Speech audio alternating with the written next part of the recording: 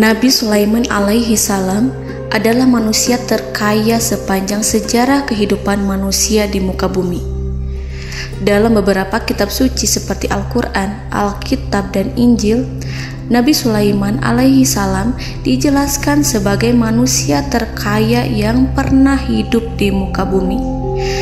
Tidak ada satupun manusia yang bisa mengalahkan total kekayaannya hingga hari kiamat tiba. Para arkeolog telah menemukan situs peninggalan sejarah Islam yang mengungkap total kekayaan Nabi Sulaiman alaihi salam. Erez bin Yosef, seorang profesor sekaligus peneliti, ia menyatakan bahwa 3.000 tahun yang lalu Nabi Sulaiman alaihi salam diperkirakan memiliki kekayaan senilai 2,2 triliun US dollar. Dan apabila dikonversikan dengan nilai mata uang dolar hari ini, jika dirupiahkan, maka nilainya setara dengan 32.891.870 triliun rupiah. Profesor itu juga menjelaskan bahwa kekayaan Nabi Sulaiman alaihi salam berasal dari dua sumber, yakni istana kerajaan dan tambang tembaga. Nilai itu berkali-kali lipat lebih banyak dari total kekayaan negara Indonesia yang hanya mencapai 11.454 triliun per 30 Desember 2021. Nabi Sulaiman alaihi salam memiliki beberapa mukjizat. Di antaranya adalah dapat berbicara dengan bahasa binatang. Beliau dapat memerintah mereka untuk melakukan sesuatu. Beliau juga dapat mengendalikan besar kecilnya tekanan angin dan dapat mengatur ke arah mana angin akan berhembus. Sehingga dengan itu Nabi Sulaiman dapat memanfaatkan angin sebagai kendaraannya dan juga kendaraan tentaranya. Nabi Sulaiman juga bisa melunakkan besi dan membentuknya menjadi pakaian perang yang anti tusukan senjata tajam. Nabi Sulaiman juga memimpin para jin. Mereka tunduk dan patuh pada perintah Nabi Sulaiman alaihi salam. Tidak hanya setan, iblis laknatullah yang merupakan makhluk pembangkang dapat dibuat tunduk bertekuk lutut pada perintah-perintah Nabi Sulaiman.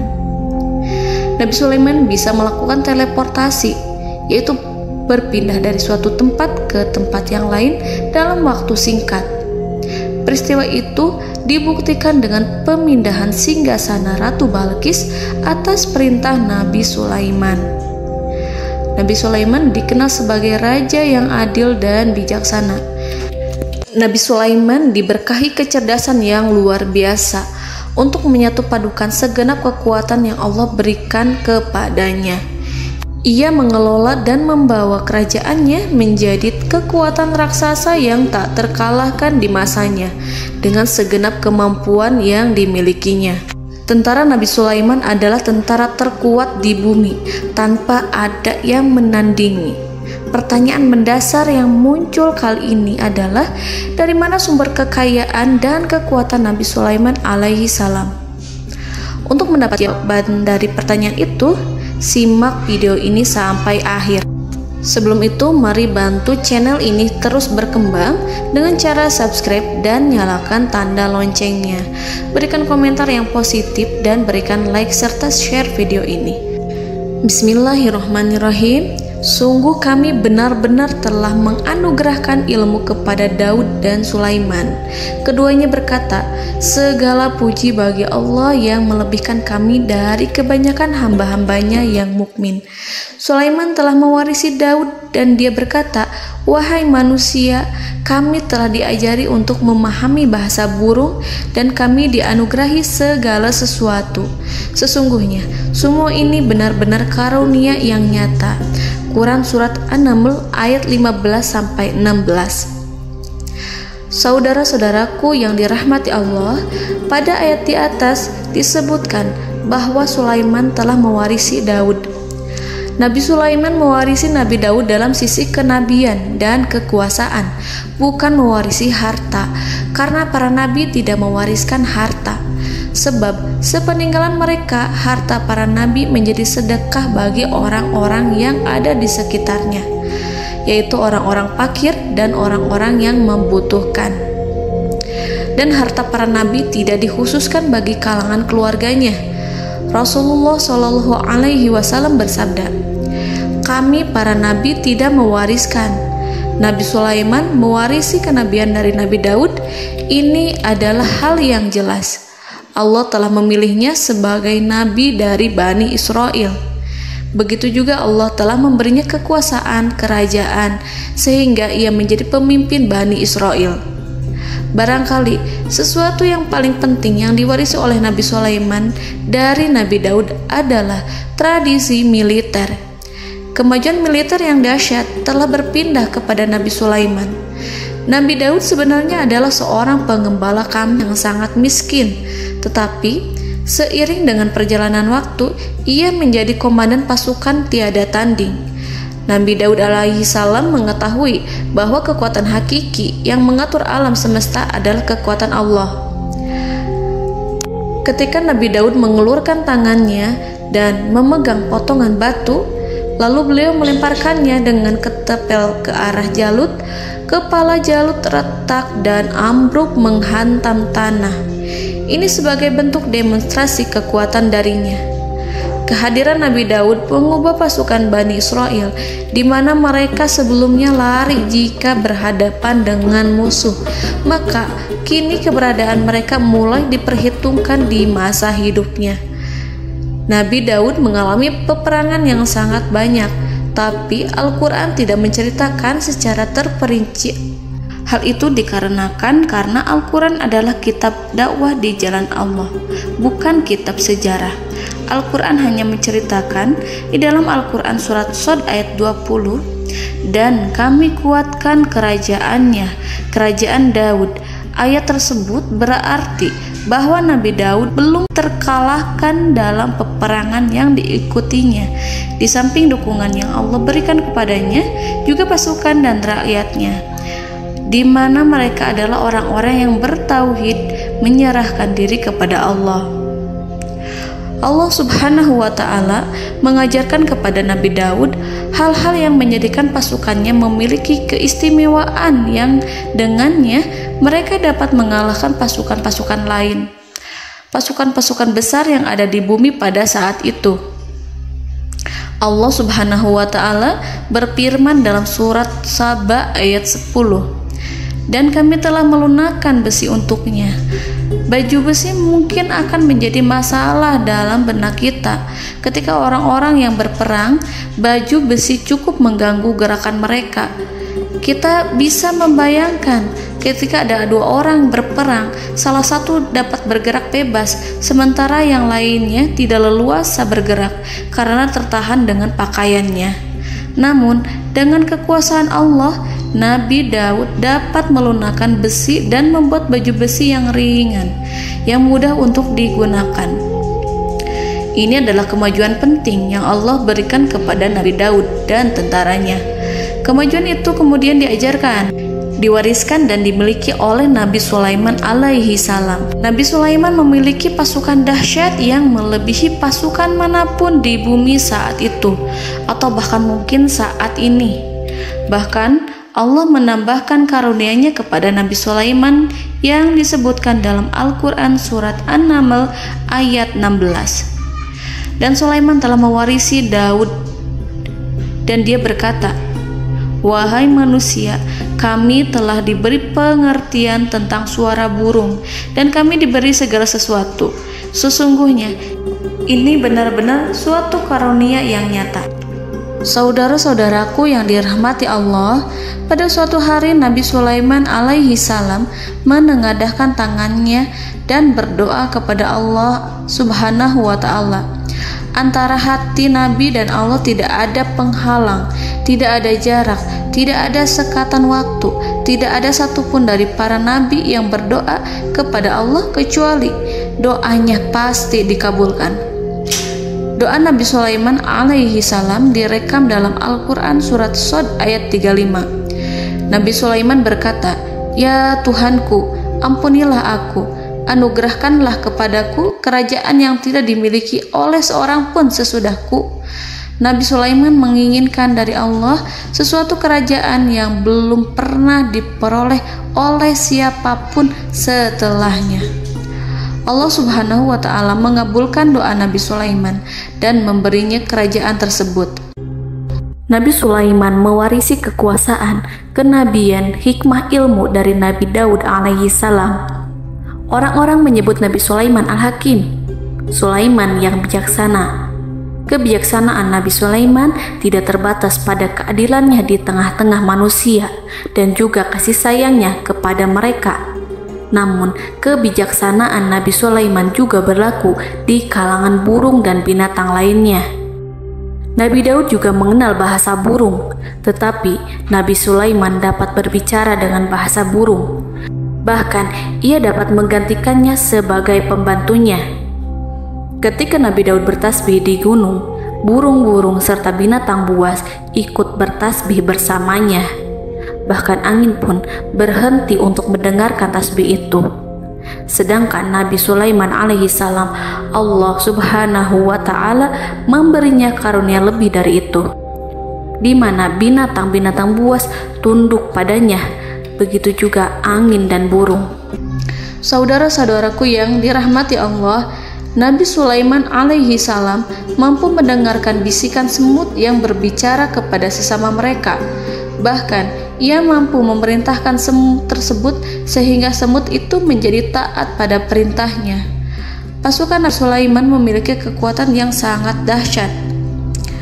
Belum pernah ada di dunia ini satu pasukan pun yang memiliki kekuatan seperti itu. Kekuatan Nabi Sulaiman berasal dari beberapa kombinasi yang sangat mengagumkan, sehingga karenanya ia tidak dapat tertandingi. Kekuatan itu terdiri dari manusia, binatang-binatang, jin, dan lain sebagainya. Kita mengetahui bahwa jin adalah makhluk Allah dan manusia tidak mampu melihatnya atau menghadirkannya atau meminta pertolongan kepadanya. Sedangkan Nabi Sulaiman telah diberi Allah suatu kemampuan untuk menundukkan jin, mempekerjakan mereka sebagai tentara di tengah-tengah peperangan. Bahkan ia mampu menjadikan mereka sebagai pekerja-pekerja kasar di kerajaannya saat tidak ada peperangan. Oleh sebab itu, ketika ada pasukan lain yang mencoba melawan pasukan Nabi Sulaiman, mustahil mereka akan mendapatkan kemenangan. Bahkan pasukan Nabi Sulaiman diperkuat oleh pasukan burung. Burung di pasukan Nabi Sulaiman memerankan tugas penting, yaitu menjadi agen intelijen. Kita mengetahui bahwa peranan informasi saat peperangan adalah hal yang penting. Dari informasi tersebut, pasukan dapat mengetahui keadaan lawannya. Demikianlah peranan burung pada pasukan Sulaiman. Ia terbang di tengah-tengah musuh. Kemudian, ia kembali kepada Nabi Sulaiman untuk menyampaikan berita tentang keadaan lawannya. Di samping jin dan burung, Allah juga menundukkan angin untuk Nabi Sulaiman. Nabi Sulaiman dapat memerintahkan angin dan ia mampu untuk menaiki angin tersebut. Dalam Al-Quran surat Shad ayat 36-40, Allah Subhanahu wa Ta'ala berfirman, "Kami tundukkan kepada angin yang berhembus dengan baik menurut kemana saja yang dikehendaki Sulaiman. Dan kami tundukkan pula kepadanya setan-setan, semuanya ahli bangunan dan penyelam, dan setan yang lain yang terikat dalam belenggu. Inilah anugerah kami, maka berikanlah kepada orang lain atau tahanlah untuk dirimu tanpa perhitungan, dan sesungguhnya dia mempunyai kedudukan yang dekat pada sisi kami dan tempat kembali yang baik." Saudara-saudaraku yang dirahmati Allah, Allah Subhanahu wa Ta'ala juga memberikan kemampuan yang tak seorang pun dari para nabi mendapatkannya, yaitu kemampuan untuk memerintah setan. Setan adalah salah satu bagian dari jin. Ia adalah kelompok yang celaka dari bangsa jin. Kelompok ini sebenarnya tidak mampu dikuasai oleh manusia. Bahkan jin yang soleh tidak dapat mengatur setan. Adapun Nabi Sulaiman, Allah telah memberinya kekuasaan untuk menundukkan setan dan mempekerjakannya, bahkan mengikatnya dengan rantai serta menghukumnya jika ia menentang pada perintahnya. Setan membangun untuk Sulaiman istana-istana, patung-patung, dan alat-alat perang. Bahkan setan-setan itu menyelam ke dasar lautan untuk mengeluarkan permata dan yakut untuk Sulaiman. Jika di antara setan yang menentang perintahnya, maka Nabi Sulaiman alaihi salam mengikatnya dengan rantai. Ini semua menunjukkan kekayaan Nabi Sulaiman dan kekuasaannya, di mana ia mampu mengatur banyak makhluk di bumi ini. Tentu saja, kemampuan itu semua adalah atas izin dari Allah Subhanahu wa Ta'ala sebagai mukjizat darinya. Allah Subhanahu wa Ta'ala berfirman dalam Al-Quran surat Saba ayat 12, dan sebagian dari jin adalah yang bekerja di hadapannya di bawah kekuasaannya dengan izin Tuhannya, dan siapa yang menyimpang di antara mereka dari perintah kami, maka kami rasakan kepadanya azab neraka yang apinya menyala-nyala. Para jin itu membuat untuk Sulaiman apa yang dikehendakinya, dari gedung-gedung yang tinggi, patung-patung, dan piring-piring yang besarnya seperti kolam, atau periuk yang tetap berada di atas tungku. Saudara-saudaraku yang dirahmati Allah, Nabi Sulaiman yang bijaksana adalah penguasa yang tak tertandingi di muka bumi. Meskipun memperoleh nikmat-nikmat khusus yang agung itu yang Allah berikan kepada Sulaiman, beliau tetap menunjukkan dirinya sebagai manusia yang paling banyak berzikir kepada Allah dan manusia yang paling banyak bersyukur di zamannya. Saudara-saudaraku yang dirahmati Allah, sebagaimana Allah Subhanahu wa Ta'ala memberikan nikmat kepada ayahnya Nabi Daud alaihi salam, di mana ia mampu melunakkan besi, dan Allah mengajarinya bagaimana cara mencairkan besi, maka Nabi Sulaiman alaihi salam dapat memanfaatkan tembaga yang cair untuk peperangan. Dan juga di saat perdamaian, pada saat peperangan, beliau mencampur tembaga dengan besi dan menjadikannya perunggu. Mereka menggunakan senjata-senjata perunggu dalam peperangan seperti pedang, baju besi, dan juga pisau. Senjata-senjata ini adalah senjata yang paling kuat pada saat itu. Sedangkan di saat damai, tembaga digunakan untuk membuat bangunan, perhiasan, dan sebagainya. Meskipun Nabi Sulaiman mendapatkan nikmat yang besar dan karunia yang khusus, Allah Subhanahu wa Ta'ala mengujinya dengan suatu ujian yang dahsyat. Ujian yang akan selalu datang kepada seorang hamba yang soleh. Ketika hamba itu mendapatkan kedudukan besar, maka ujiannya pun menjadi besar. Allah Subhanahu wa Ta'ala menguji Nabi Sulaiman dengan penyakit. Diceritakan oleh Fahru Roji, Nabi Sulaiman diuji dengan suatu penyakit yang keras, di mana kedokteran saat itu tidak dapat dan tidak mampu mengatasinya. Sakitnya Nabi Sulaiman sangat keras sehingga para dokter dari kalangan manusia ataupun jin tidak mampu menghilangkan penyakit itu. Lalu burung-burung menghadirkan rumput-rumput yang dianggapnya sebagai obat, tetapi Nabi Sulaiman tak kunjung sembuh. Semakin hari penyakit Nabi Sulaiman semakin menjadi-jadi, sehingga ketika Nabi Sulaiman duduk di atas kursi, ia duduk bagaikan tubuh tanpa roh. Seakan-akan ia mati karena saking keras penyakit yang dideritanya. Sakit yang diderita oleh Nabi Sulaiman alaihi salam berlangsung sangat lama. Namun Nabi Sulaiman tidak henti-hentinya berzikir kepada Allah dan meminta kesembuhan kepadanya, serta selalu beristighfar dan mengungkapkan rasa cinta kepadanya. Selesailah ujian Allah terhadap hambanya Nabi Sulaiman.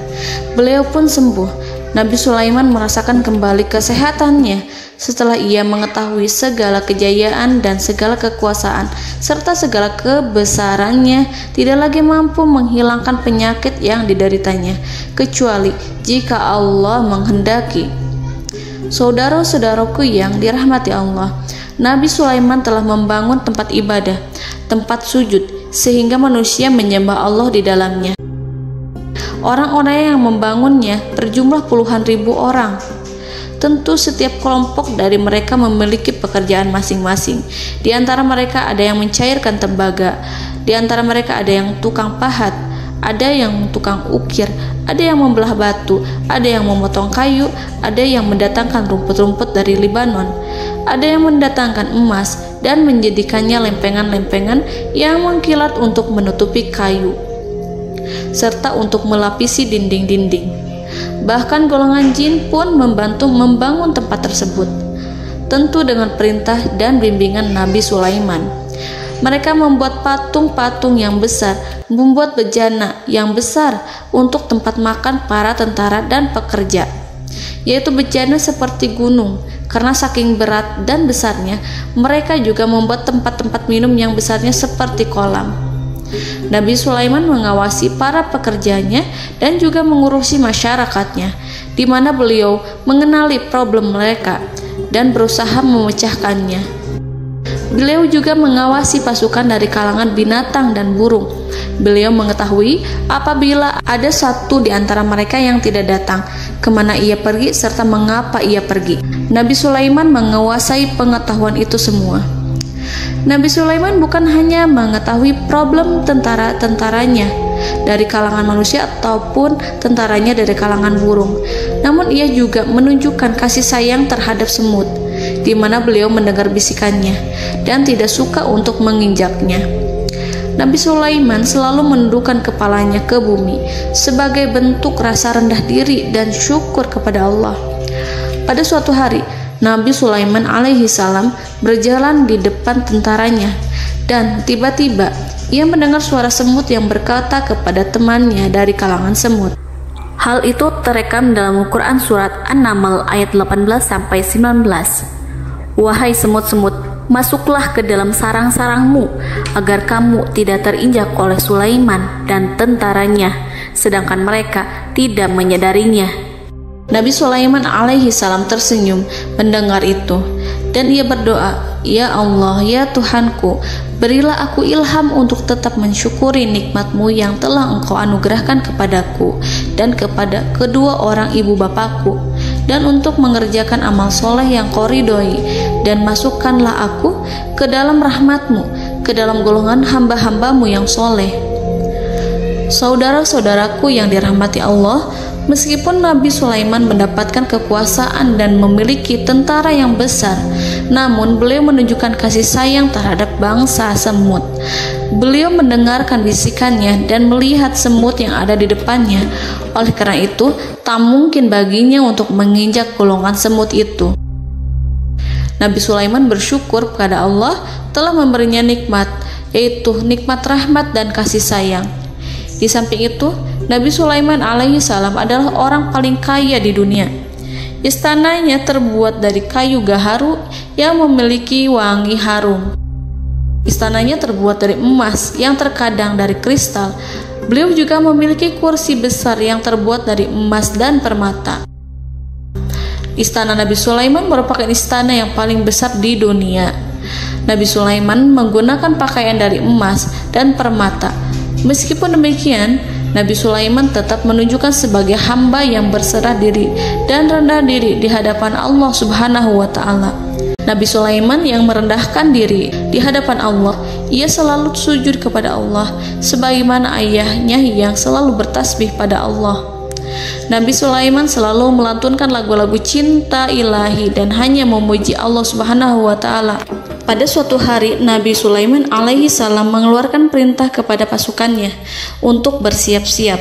Kemudian, Nabi Sulaiman keluar dan memeriksa pasukannya satu demi satu. Kelompok yang pertama adalah kelompok manusia. Nabi Sulaiman memperhatikan kesiapan mereka. Lalu Nabi Sulaiman mengeluarkan perintah-perintah kepada mereka. Kemudian Nabi Sulaiman memeriksa kelompok jin dan menyampaikan perintahnya kepada mereka. Beliau memenjarakan jin yang tampak bermalas-malasan saat bekerja.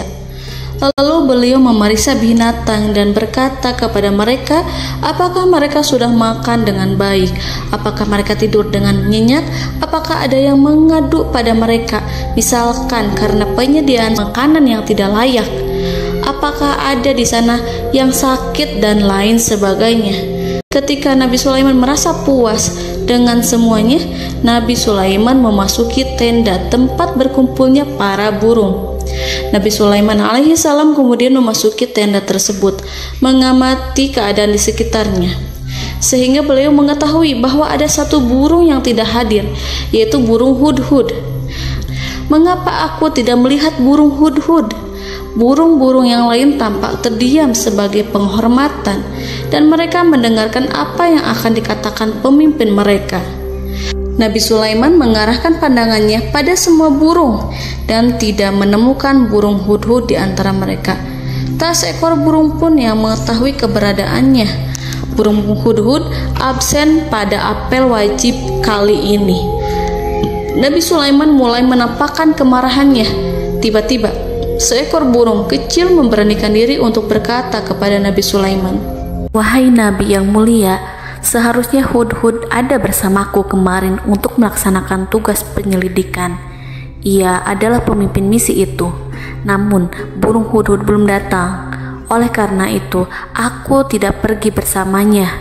Burung itu tampak gemetar. Nabi Sulaiman mengetahui bahwa hudhud tidak hadir dan tak seorang pun mengetahui kemana ia pergi. Burung hudhud pergi tanpa izin terlebih dahulu.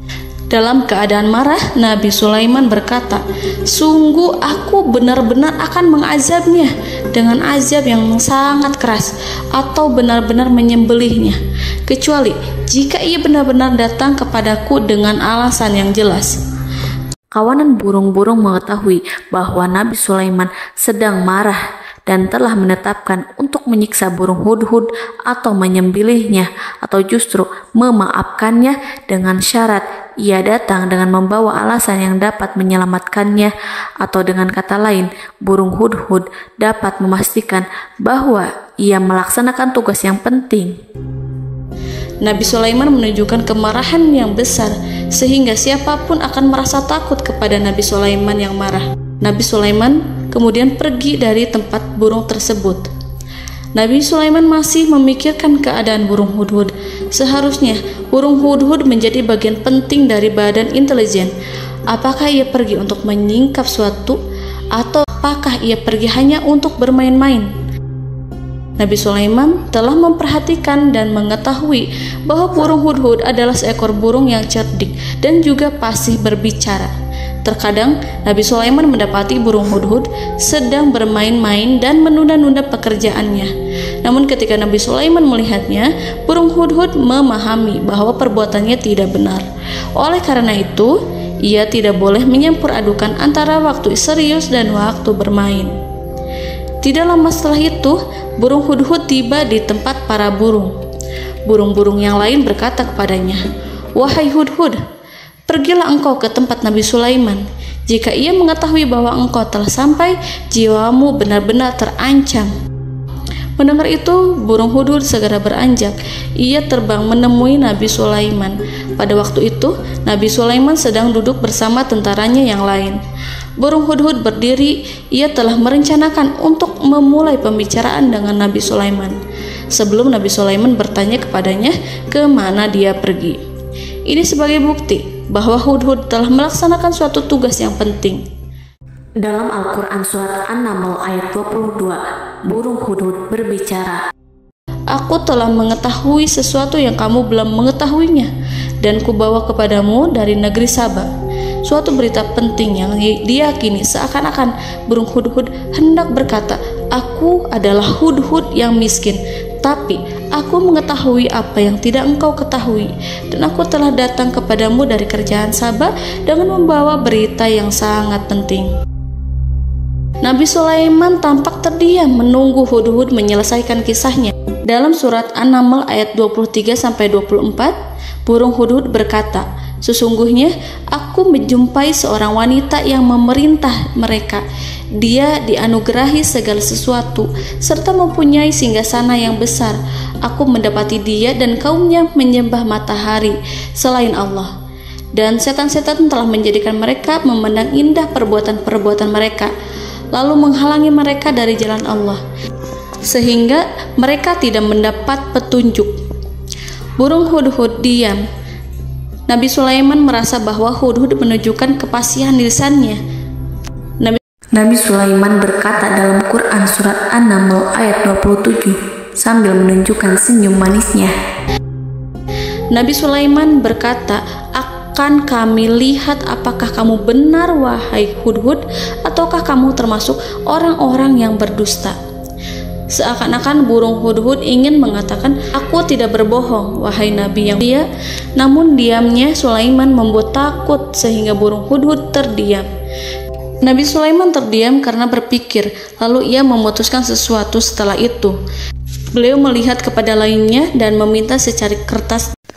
Nabi Sulaiman menulis surat singkat dan menyerahkannya kepada Hudhud serta memerintahkan kepadanya seperti yang dikatakan dalam Quran surat An-Naml ayat 28. "Pergilah dengan membawa suratku ini, lalu jatuhkanlah kepada mereka, kemudian berpalinglah dari mereka, lalu perhatikanlah apa yang mereka bicarakan." Al-Quranul Karim hanya menceritakan dalam Quran surat An-Naml bagaimana perginya Hudhud dan bagaimana ia menyerahkan surat itu. Lalu Al-Quran langsung menyebut keadaan kerajaan Balqis yang saat itu sedang membaca surat di depan para pembesar kerajaan dan para menterinya. Dalam Al-Quran surat An-Naml ayat 29-31 berkatalah Balqis, "Wahai pembesar-pembesar, sesungguhnya telah dijatuhkan kepadaku sebuah surat yang mulia. Sesungguhnya surat ini dari Sulaiman, dan sesungguhnya isinya dengan menyebut nama Allah yang Maha Pengasih lagi Maha Penyayang, bahwa janganlah kalian berlaku sombong terhadapku, dan datanglah kepadaku sebagai orang yang berserah diri." Saudara-saudaraku yang dirahmati Allah, dalam surat tersebut Nabi Sulaiman menyebutkan supaya mereka menyerahkan diri dan tunduk kepada perintah Nabi Sulaiman. Nabi Sulaiman memerintahkan agar mereka meninggalkan penyembahan terhadap matahari. Nabi Sulaiman tidak mempersoalkan akidah mereka dan tidak memuaskan mereka dengan apapun. Nabi Sulaiman hanya memerintahkan bahwa ia berada di atas kebenaran. Bukankah ia didukung kekuatan yang berlandaskan keyakinan yang dimilikinya? Nabi Sulaiman hanya memerintahkan mereka agar tunduk dan patuh kepadanya. Ratu Sabak menyampaikan surat tersebut di tengah-tengah kaumnya. Dalam Quran surat An-Naml ayat 32 dijelaskan, "Dan berkatalah Balqis, wahai para pembesar, berilah aku pertimbangan dalam urusanku ini. Aku tidak pernah memutuskan sesuatu persoalan sebelum kamu berada dalam majelisku." Saudara-saudaraku yang dirahmati Allah, para pembesar istana Balqis menentang surat tersebut. Isi surat itu membangkitkan kesombongan kaum Sabak, di mana mereka merasa lebih kuat. Mereka mengetahui bahwa di sana ada seorang yang mencoba menentang mereka dan mengisyaratkan peperangan kepada mereka. Lalu ia meminta kepada mereka untuk memenuhi syarat-syaratnya sebelum terjadinya peperangan dan kekalahan. Dalam surat An-Naml ayat 33, mereka menjawab, "Kita adalah orang-orang yang memiliki kekuatan dan juga memiliki keberanian yang sangat besar dalam peperangan. Dan keputusan berada di tanganmu, wahai rajaku. Maka pertimbangkanlah apa yang akan kamu perintahkan." Saudara-saudaraku yang dirahmati Allah, para pembesar kaum Sabak seakan ingin berkata, "Kita siap untuk melaksanakan perang." Tampaknya ratu itu memiliki kebijakan yang lebih baik dari pembesar kaumnya. Surat Sulaiman itu membuatnya berpikir lebih jernih dan lebih berhati-hati. Ia berusaha sebisa mungkin menghindari peperangan. Ratu itu berpikir dalam tempo yang lama. Nama Sulaiman tidak diketahuinya dan ia pun belum pernah mendengarnya. Oleh karena itu, Ratu kaum Sabak tidak mampu mengetahui dan mendeteksi seberapa besar kekuatan Nabi Sulaiman. Boleh jadi Nabi Sulaiman memiliki kekuatan yang dahsyat, sehingga ia mampu memerangi kekuasaannya dan mengalahkannya. Kemudian Ratu memperhatikan apa yang ada di sekelilingnya. Ia melihat kemajuan masyarakatnya dan juga kekayaannya. Barangkali ia mengira bahwa Nabi Sulaiman iri terhadap kemajuan dan kekayaannya itu, sehingga Nabi Sulaiman ingin menyerangnya.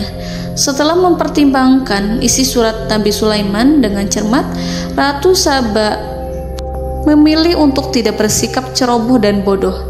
Ratu lebih suka untuk menggunakan bahasa kelembutan. Ia mengirim kepada Nabi Sulaiman suatu hadiah yang besar. Ratu mengira bahwa Nabi Sulaiman seorang yang ambisius, yang boleh jadi ia telah mendengar tentang kekayaan kerajaan Saba. Para utusan pergi dengan membawa hadiah dari Ratu Saba. Ratu berharap agar mereka dapat memasuki kerajaan Nabi Sulaiman dan akan mengetahui kondisi kerajaannya. Saat mereka pulang, Ratu ingin mendengar secara langsung dari mereka tentang bagaimana keadaan kaum Nabi Sulaiman dan pasukannya. Setelah mendapatkan informasi yang cukup, maka Ratu Balqis dapat membuat sesuatu keputusan yang tepat. Ratu menyembunyikan apa yang terlintas dalam pikirannya, lalu ia berbicara kepada pembesar istananya bahwa ia dapat menyingkap niat jahat Raja Sulaiman melalui cara mengirimkan hadiah kepadanya. Ratu lebih memilih cara tersebut dan menunggu reaksi dari Nabi Sulaiman. Ratu berhasil memuaskan para pembesar istana, dan untuk sementara ia menghilangkan ide untuk berperang. Karena para raja jika menyerang suatu desa, maka pemimpin desa tersebut adalah orang yang paling banyak mendapatkan kehinaan. Akhirnya, para pembesar kaumnya merasa puas dengan pikiran Ratu Balqis. Saudara-saudaraku yang dirahmati Allah, dalam surat An-Naml ayat 34-35 dijelaskan, Ratu Balqis berkata, "Sesungguhnya raja-raja apabila memasuki suatu negeri, niscaya mereka akan membinasakannya dan menjadikan penduduknya yang mulia menjadi hina. Dan demikian pula lah yang akan mereka perbuat. Dan sesungguhnya aku akan mengirim utusan kepada mereka dengan membawa hadiah, dan aku akan menunggu apa yang akan dibawa kembali oleh utusan itu." Kemudian sampailah hadiah dari Ratu Balqis kepada Nabi Sulaiman. Para intelijen Nabi Sulaiman memberitahunya bahwa utusan Balqis datang dengan membawa hadiah. Nabi Sulaiman langsung mengetahui bahwa Ratu Balqis itu sengaja mengirim orang-orangnya untuk mengetahui atau untuk mendapatkan informasi tentang kekuatannya. Lalu setelah itu ia akan mengambil keputusan atau mengambil sikap kepada kerajaan Sulaiman. Nabi Sulaiman segera memanggil semua pasukannya untuk berkumpul. Utusan Balqis segera memasuki istana Nabi yang dipenuhi dengan pasukan yang besar bersenjata. Melihat itu, utusan Ratu Balqis tercengang dan terkejut ketika mereka melihat kekayaan yang mereka bawa tidak ada apa-apanya dibandingkan dengan kerajaan Nabi Sulaiman. Hadiah mereka tampak tidak berarti. Emas yang mereka bawa tampak tidak memiliki makna saat mereka memasuki istana Nabi Sulaiman yang terbuat dari kayu-kayu pohon gaharu yang mengeluarkan bau yang harum serta dihiasi dengan emas permata. Para utusan Ratu Balqis berdiri bersama Nabi Sulaiman dan menyaksikan bagaimana Nabi Sulaiman mengendalikan pasukannya. Kemudian mereka mulai berpikir tentang kekuatan dan kualitas pasukan Nabi Sulaiman. Betapa kagetnya mereka ketika melihat di tengah-tengah pasukan itu terdapat singa, burung, dan tentara dari kalangan manusia yang mampu terbang. Mereka pun sadar bahwa mereka di hadapan pasukan yang tiada tandingannya. Selesailah demonstrasi pasukan Nabi Sulaiman. Kemudian para utusan ratu dipersilahkan maju ke tempat hidangan makanan. Para utusan itu sangat terkejut ketika melihat berbagai macam makanan dari penjuru dunia ada di depannya. Dan di antara makanan itu terdapat pula makanan yang biasa ditemukan di negeri mereka. Tetapi mereka melihat bahwa makanan itu memiliki rasa yang lebih istimewa. Selain itu, piring-piring yang ada di depan mereka terbuat dari emas, dan mereka dilayani oleh laki-laki yang berhias dengan emas. Di meja makan itu terdapat burung, ikan laut, dan berbagai macam daging yang mereka tidak mampu lagi membedakan daging apa itu. Nabi Sulaiman tidak makan bersama mereka, tapi beliau makan dengan menggunakan piring yang terbuat dari kayu. Beliau memakan roti yang kering yang dicampur dengan minyak. Inilah makanan yang dipilih Nabi Sulaiman. makan bersama mereka dalam keadaan diam. Mereka merasa kehadiran Nabi Sulaiman menciptakan suatu wibawa yang luar biasa. Selesai perjamuan itu, lalu dengan sangat malu mereka menyerahkan hadiah dari Ratu Balkis kepada Nabi Sulaiman. Hadiah itu berupa emas yang bagi mereka hadiah itu sangat bernilai tinggi. Tapi di sini hadiah itu tampak kecil di hadapan kekayaan Nabi Sulaiman yang sangat mengagumkan. Nabi Sulaiman memperhatikan hadiah dari Ratu Balkis itu dan berkata dalam Quran surat An-Naml ayat 36, "Maka apa yang diberikan Allah kepadaku lebih baik daripada apa yang diberikannya kepadamu, tetapi kamu merasa bangga dengan hadiahmu." Saudara-saudaraku, Raja Sulaiman menyingkap dengan kata-katanya yang singkat itu penolakannya terhadap hadiah mereka. Ia memberitahu utusan itu bahwa ia tidak menerima hadiah tersebut. Ia tidak merasa puas dengan hadiah itu.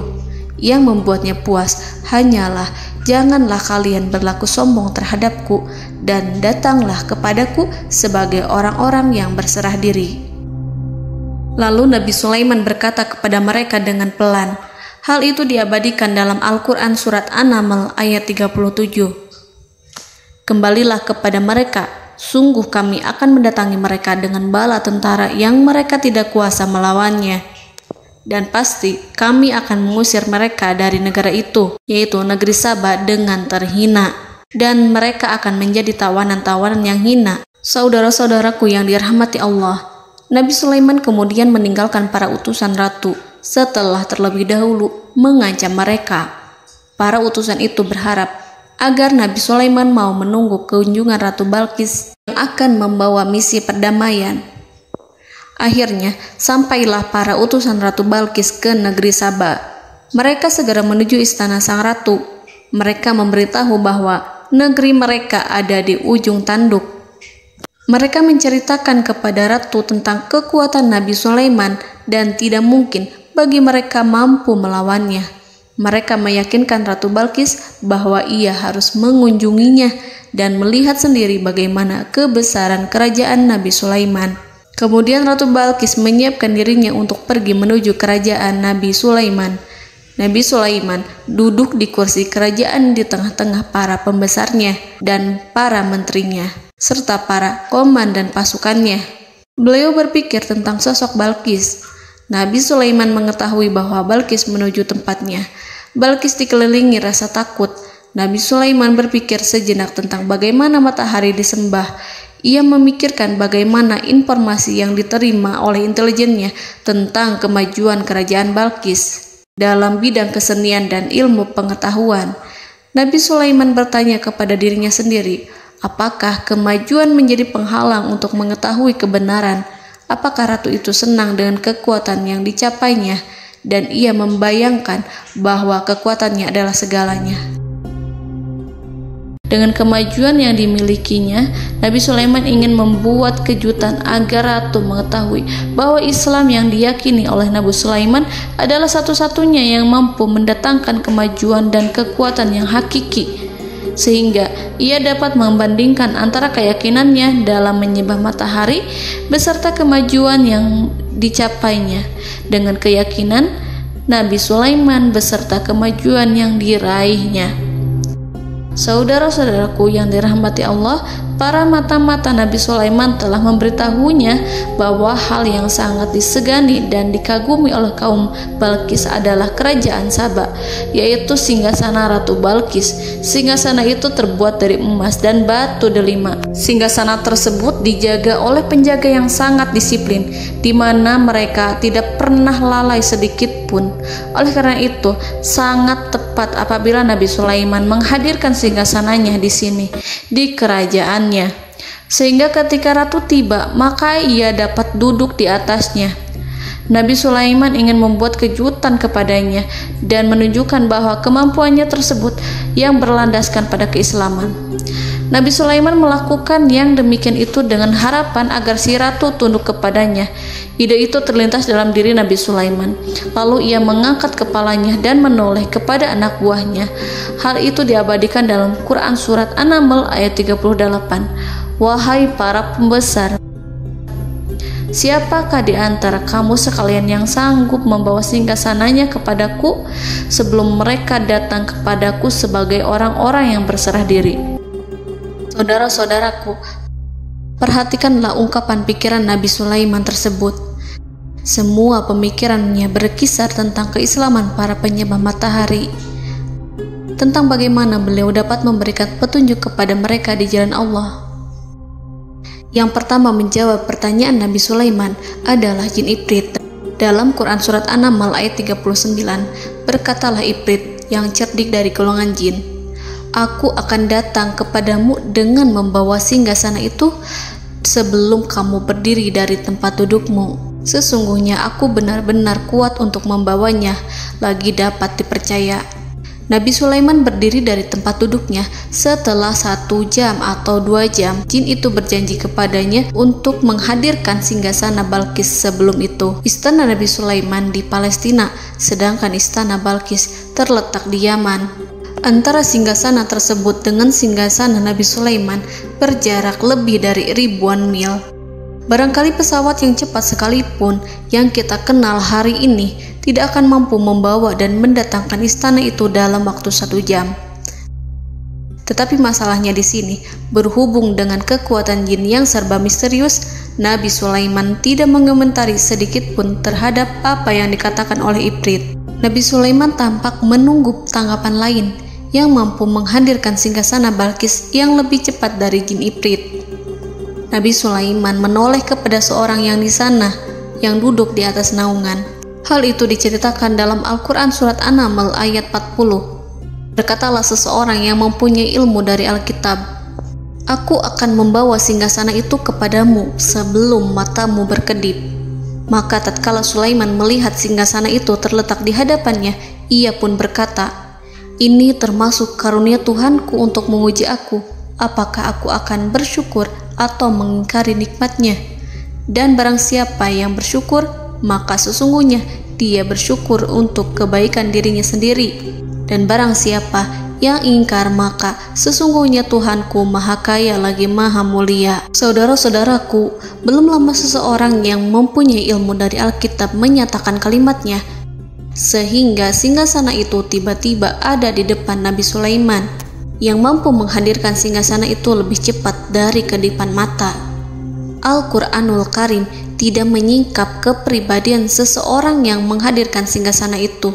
Al-Quran hanya menggarisi bahwa orang itu mempunyai ilmu dari Alkitab. Al-Quran tidak menjelaskan kepada kita apakah ia seorang malaikat, ataukah manusia, ataukah jin. Al-Quran sengaja tidak menyingkap hakikat kitab yang dimaksud. Saudara-saudaraku yang dirahmati Allah, setelah melihat singgasana itu, Nabi Sulaiman bersyukur kepada Allah. Ia mulai memperhatikan singgasana sang ratu. Singgasana tersebut merupakan simbol pembangunan dan juga kemajuan, tetapi tampaknya ia hanya sesuatu yang biasa saja jika dibandingkan dengan kekuasaan dan kebesaran ciptaan yang dibuat oleh manusia dan jin di kalangan istana Nabi Sulaiman. Nabi Sulaiman memikirkan dalam tempo yang sangat lama singgasana Ratu Balkis itu. Kemudian beliau memerintahkan agar singgasana itu diperbaiki, sehingga saat Ratu Balkis datang, dia akan mengujinya. Apakah Ratu Balkis dapat mengenali singgasananya ataukah tidak? Dalam Al-Quran Surat An-Naml ayat 41, Nabi Sulaiman berkata, "Ubahlah baginya singgasananya, maka kita akan melihat apakah dia mengenal ataukah dia termasuk orang-orang yang tidak mengenalnya." Saudara-saudaraku yang dirahmati Allah, Nabi Sulaiman memerintahkan agar dibangun istana yang akan digunakan untuk menyambut Ratu Balkis. Nabi Sulaiman memilih tempat di laut, dan ia memerintahkan agar dibangun suatu istana di mana sebagian besarnya terdiri dari air laut. Nabi Sulaiman memerintahkan agar lantainya itu terbuat dari kaca yang tebal dan kuat, sehingga orang-orang yang berjalan di atas istana itu akan dapat melihat di bawahnya ada ikan-ikan berwarna-warni yang berenang-renang, dan mereka akan melihat rumput-rumput laut yang bergerak-gerak. Akhirnya selesailah pembangunan istana itu. Saking bersihnya kaca lantainya sehingga tampak di sana tidak ada kaca. Burung hudhud memberitahu Nabi Sulaiman bahwa Balkis telah sampai dekat kerajaannya. Kemudian Ratu Balkis datang. Al-Quran tidak menyebutkan keadaan Nabi Sulaiman saat menyambut Balkis, namun Al-Quran menunjukkan dua sikap Ratu Balkis. Yang pertama, bagaimana sikap Balkis ketika pertama kali melihat singgasananya yang datang mendahuluinya, padahal ia telah meninggalkan pengawalannya untuk tetap setia menjaga singgasananya itu. Keadaan kedua adalah keadaan di depan istana yang dibangun untuk penyambutan Balkis. Istana itu penuh dengan permata yang berenang-renang di bawahnya ikan-ikan. Dalam Quran Surat An-Naml ayat 42 dijelaskan, dan ketika Balkis datang, ditanyakanlah kepadanya, "Serupa inikah singgasanamu?" Balkis menjawab, "Seakan-akan singgasana ini adalah singgasanaku. Kami telah diberi pengetahuan sebelumnya, dan kami adalah orang-orang yang berserah diri." Saudara-saudaraku, pada dialek di atas, Balkis melihat singgasananya dan ia tercengang saat mengetahui bahwa itu adalah singgasana miliknya. Namun kemudian ia mulai ragu karena melihat tidak sepenuhnya itu singgasana miliknya. Jika itu benar-benar miliknya, lalu bagaimana ia datang mendahuluinya? Dan bila bukan singgasananya, maka bagaimana Sulaiman dapat meniru sepersis dan seteliti itu? Padahal Sulaiman tidak pernah sekalipun ke kerajaannya. Nabi Sulaiman berkata saat melihat Balkis mengamati singgasananya, "Apakah ini singgasanamu?" Balkis terlihat sangat kebingungan, namun setelah itu ia menjawab, "Sepertinya benar." Nabi Sulaiman berkata, "Kami telah diberi ilmu sebelumnya dan kami sebagai orang-orang muslim."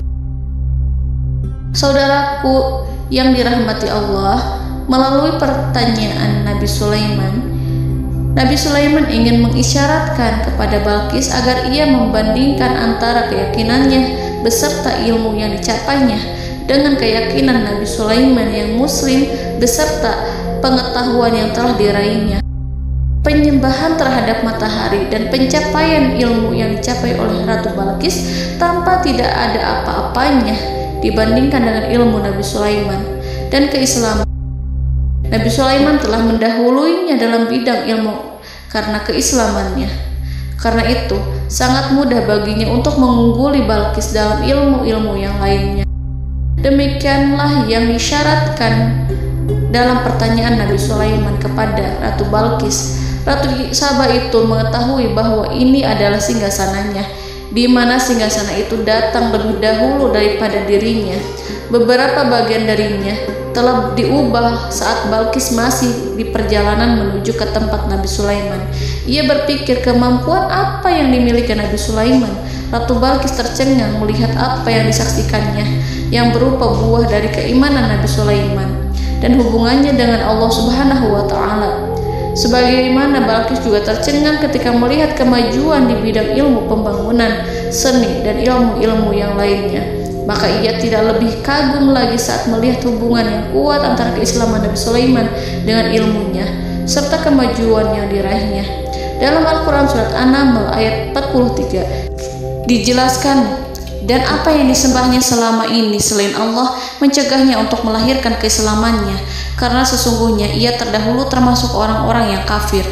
Saudara-saudaraku yang dirahmati Allah, berguncanglah dalam benak Balkis ribuan hal ketika melihat keyakinan kaumnya runtuh di hadapan Nabi Sulaiman.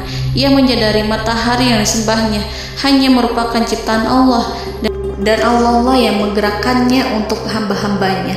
Lalu terbitlah matahari kebenaran dalam dirinya.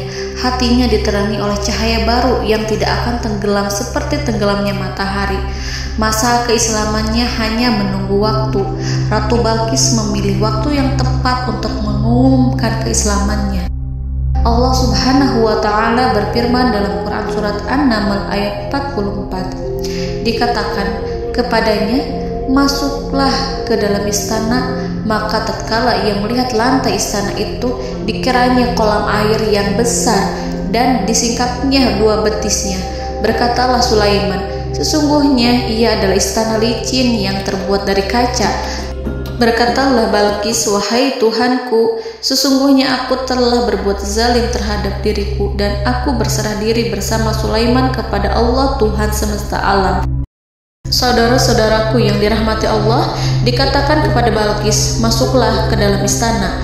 Ketika ia masuk, maka ia tidak menyaksikan adanya kaca, tetapi ia melihat air, sehingga ia mengira akan bersinggungan dengan air.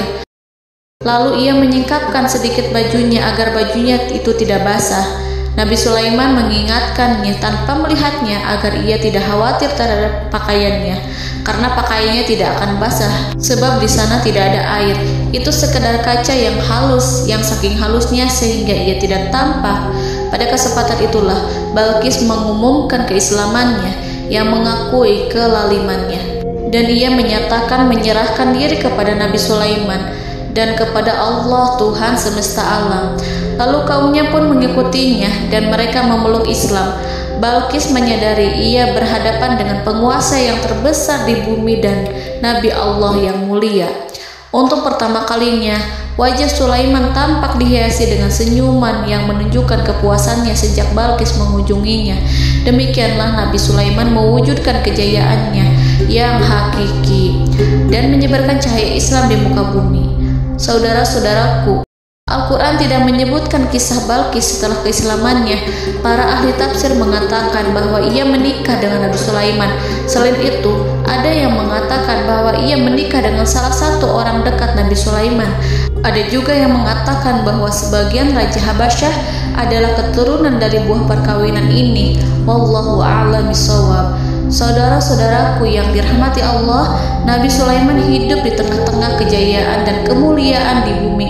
Kemudian Allah menetapkan kematian untuknya, sebagaimana kehidupan Sulaiman berada di puncak kemuliaan dan kejayaan yang penuh dengan keajaiban yang luar biasa, maka kematiannya pun merupakan tanda-tanda kebesaran Allah yang penuh dengan keajaiban.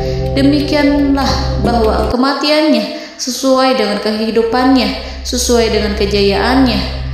Allah berfirman tentang kematian Sulaiman di dalam Al-Quran surat Saba ayat 14. Maka tatkala kami telah menetapkan kematian Nabi Sulaiman, tidak ada yang menunjukkan kepada mereka kematiannya itu kecuali rayap yang memakan tongkatnya. Maka tatkala ia telah tersungkur, tahulah jin bahwa kalau sekiranya mereka mengetahui yang gaib, tentulah mereka tidak akan tetap dalam siksa yang menghinakan. Saudara-saudaraku, kemampuan Nabi Sulaiman untuk menundukkan jin dan mempekerjakan mereka serta hubungan mereka dengan semua itu menimbulkan fitnah di tengah-tengah manusia dalam hal tertentu. Kematian Nabi Sulaiman merupakan batasan jawaban terhadap fitnah ini. Kami tidak mengetahui siapa yang mengklaim bahwa jin mengetahui hal yang gaib, apakah itu setan yang terkutuk atau jin yang bodoh atau manusia yang tertipu. Kami tidak mengetahui siapa yang bertanggung jawab terhadap tersebarnya isu yang keliru ini.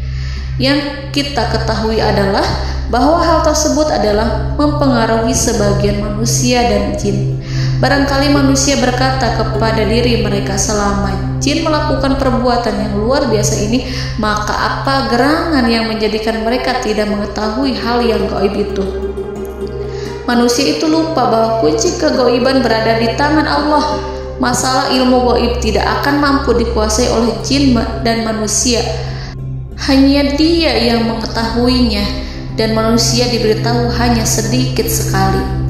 Saudara-saudaraku yang dirahmati Allah, seakan-akan Allah telah merencanakan bahwa kematian Sulaiman bertujuan untuk menghancurkan pemikiran itu, yaitu pemikiran bahwa jin mengetahui hal-hal yang gaib. Jin bekerja untuk Nabi Sulaiman selama beliau hidup, dan tatkala beliau meninggal, maka tugas mereka menjadi bebas. Nabi Sulaiman meninggal tanpa diketahui oleh jin, sehingga mereka tetap bekerja untuk mereka, tetap mengabdi kepada Sulaiman. Seandainya mereka mengetahui hal yang gaib, niscaya mereka tidak akan meneruskan pekerjaan mereka. Saudara-saudaraku, pada suatu hari Nabi Sulaiman memasuki mihrabnya untuk itikaf ibadah dan beribadah kepada Allah. Tak seorang pun yang berani mengganggu khalwatnya. Mihrab Sulaiman terletak di puncak gunung dan dindingnya terbuat dari permata. Pada suatu hari, Nabi Sulaiman duduk bersandar pada tongkatnya dan ia tampak tenggelam dalam tafakur. Beliau berzikir pada Allah hingga rasa kantuk menguasainya. Lalu setelah itu malaikat maut menemuinya. Nabi Sulaiman pun meninggal. Beliau bersandar kepada tongkatnya. Jin melihatnya dan mengira bahwa beliau sedang sholat, sehingga mereka pun terus melanjutkan pekerjaannya. Berlalulah hari demi hari yang panjang. Datanglah rayap, yaitu semut kecil yang memakan kayu. Hewan itu mulai memakan tongkat Nabi Sulaiman. Rayap itu tampak lapar. Sebagian dari tongkat Nabi Sulaiman dimakan beberapa hari oleh rayap itu. Ketika yang dimakannya semakin bertambah, maka tongkat itu pun menjadi rusak dan kemudian jatuh dari tangan Nabi Sulaiman alaihi salam. Tubuh mulia itu kehilangan keseimbangan dan kemudian jatuh terhempas di bumi. Tatkala tubuh suci itu tersungkur, maka manusia segera menuju ke arahnya. Mereka menyadari dan mengetahui bahwa Nabi Sulaiman telah meninggal dalam waktu yang lama. Jin menyadari bahwa mereka tidak mengetahui hal yang gaib dan manusia pun mengetahui hakikat ini. Seandainya jin mengetahui hal yang gaib, niscaya ia tidak akan meneruskan siksa yang hina. Mereka tidak akan bekerja kepada Sulaiman. Demikianlah Nabi Sulaiman alaihi salam meninggal dalam keadaan duduk dan sholat di mihrabnya. Lalu berita itu tersebar bagaikan api di bumi. Manusia, burung, dan binatang buas mengantarkan jenazah Nabi Sulaiman. Sekawanan burung tampak sedih dan menangis. Semua makhluk bersedih. Akhirnya tak seorang pun mengetahui bahasa burung di bumi. Meninggallah seorang yang memahami pembicaraan burung, binatang-binatang, jin, dan lain sebagainya. Burung-burung itu berkata, betapa beratnya kehidupan di tengah orang-orang yang tidak mengetahui pembicaraan kita. Allahu a'lam.